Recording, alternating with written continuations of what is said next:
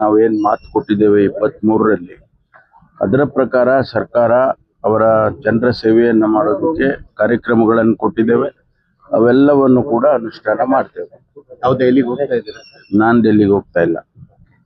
ಈಗ ಆಗಾಗ ದಲಿತ ಸಿಎಂ ಕೂಗ ಕೇಳಿ ಬರ್ತಾ ಇತ್ತು. ಸಿದ್ದರಾಮಯ್ಯ ಅವರ ನಂತರ ಜನಾಭಿಪ್ರಾಯ ಅವರವರ ಪ್ರೀತಿ ವಿಶ್ವಾಸಕ್ಕೆ ಅವ್ರು ಮಾತಾಡ್ತಾರೆ.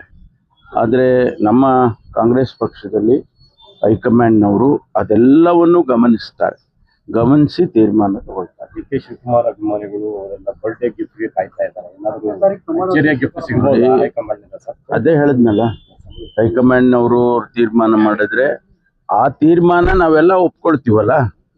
ಯಾವುದೇ ತೀರ್ಮಾನ ಹೈಕಮಾಂಡ್ ಮಾಡಿದ್ರೆ ಪ್ರತಿಯೊಬ್ಬ ಕಾಂಗ್ರೆಸ್ಸಿಗೂ ಕೂಡ ಒಪ್ಕೊಳ್ತಾನೆ.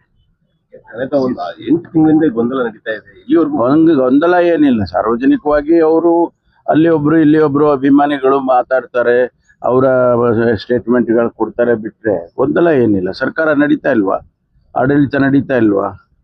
ಕಾರ್ಯಕ್ರಮಗಳು ನಡೀತಾ ಇಲ್ವಾ? 4 ಲಕ್ಷ ಕೋಟಿ ನಾವು ಬಜೆಟ್ ಕೊಟ್ಟಿದ್ದೀವಲ್ಲ, ಅದೆಲ್ಲ ಕಾರ್ಯಕ್ರಮಗಳು ಯಾವುದು ನಿಂತಿಲ್ಲ ಅಲ್ಲ. ಕಮಿಟ್ಮೆಂಟ್ ಬಗ್ಗೆ ಗ್ಯಾರಂಟಿ ಕಾರ್ಯಕ್ರಮಗಳು ನಡೀತಾ ಇದ್ದಾವೆ. ಕಮಿಟ್ಮೆಂಟ್ ಅದೇ ನೋಡಿ, ನಾನು ಅದಕ್ಕೆ ಹೇಳಿದ್ದು, ಹೈಕಮಾಂಡ್ನವ್ರಿಗೆ ಗೊತ್ತು, ನಮ್ಗೇನು ಗೊತ್ತಿಲ್ಲ. ಹೈಕಮಾಂಡ್ ಸ್ಪಷ್ಟೀಕರಣ ಕೊಟ್ಟಿಲ್ಲ ಅಂದ್ರೆ 5 ವರ್ಷ ಮುಂದುವರಿಬಹುದು ಸಿದ್ದರಾಮಯ್ಯ ಅವರೇ ಅಂತ ತಾವು ಹೇಳಿದ್ರಿ. Thank you. ಈ ಕಡೆ ಸರಿ.